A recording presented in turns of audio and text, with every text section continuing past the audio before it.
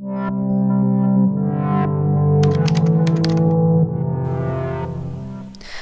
everyone and welcome back to another video. Today I'll be talking about solo dungeon builds that I use. And there are loads of different builds out there that you can follow, but these are the main two that I use. One of them will be a Greytax build and the other will be a Crossbow build.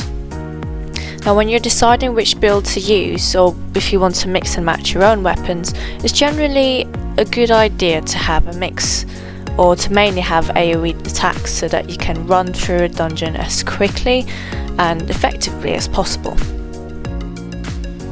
Now my first build here is a Greytax build, and on the weapon I've got the second Q, which is an AoE attack, and then I'll have the second W, which gives you movement speed and also increases the amount of damage you do.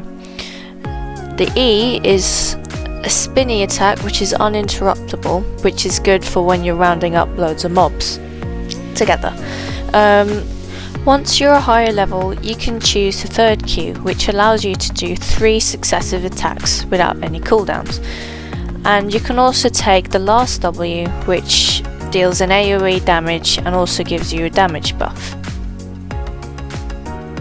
For the helmet I chose a Scholar Cowl, as the Greytax is quite mana hungry and you need this ability, Energy Shield, to get back some mana so that you can sustain.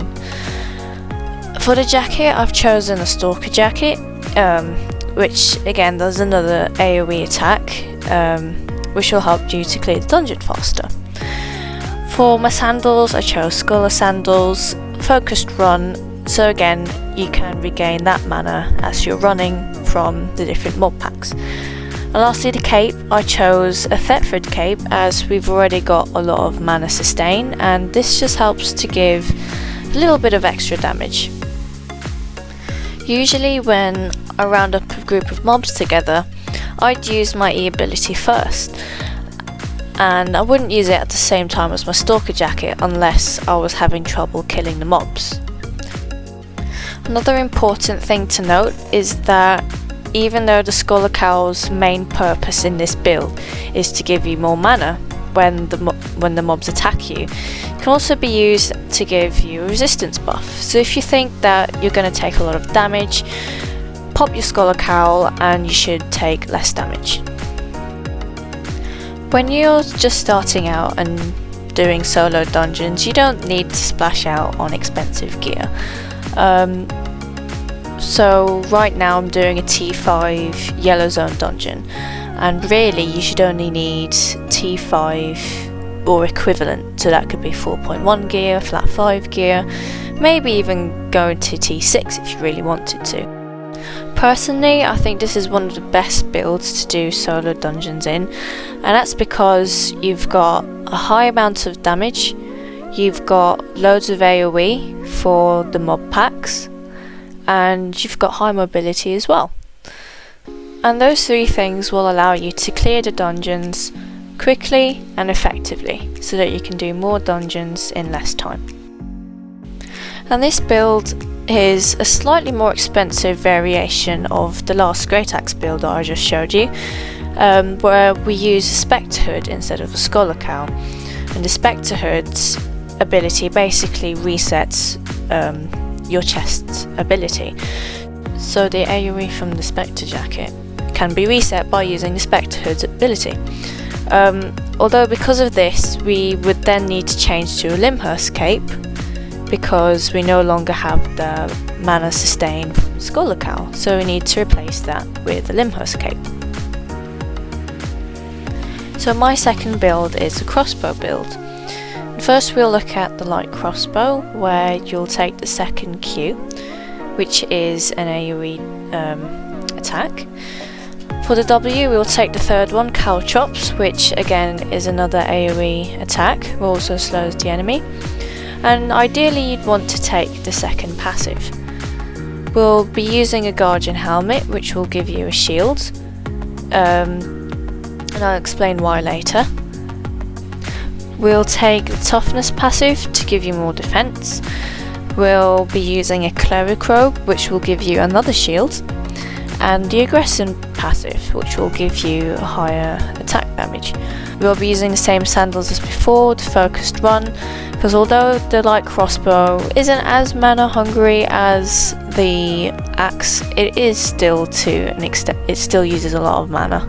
For the offhand, we'll be using a Misak, which will give you an attack bonus, allowing you to deal more damage, and then a Limhurst cape, so that we have more mana sustain. You won't really see me using the Guardian helm because I have quite high specs in all the gear that I'm wearing, and it's only a yellow zone dungeon. But the reason why I put the Guardian helmet in there is because once you get to the higher tier dungeons such as T7 or T8, then you'll probably have problems trying to stay alive. And what I found really helpful through trial and error is if I used a Guardian helmet just for that extra shield. I usually use the Cleric Robe's shield first because that gives you a damage buff, and then I use the Guardian helm if my health starts to get quite low and I need the extra defense. Now, when you've got a pack of mobs together and you want to put down your E on one of them, it's usually best to put your E down on the tankiest mob in that pack.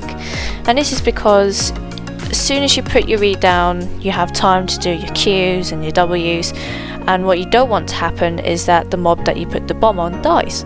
Because once the bomb goes off, it's an AoE attack, and if that mob dies, the explosion animation will still show, but it won't actually do any damage. And another reason why I really like the light crossbow is because not only is it really useful in solo dungeons, but it's quite useful in all aspects of Albion. So it's quite useful in the arena, in crystals, in ganking, especially because your E attack can't be reflected.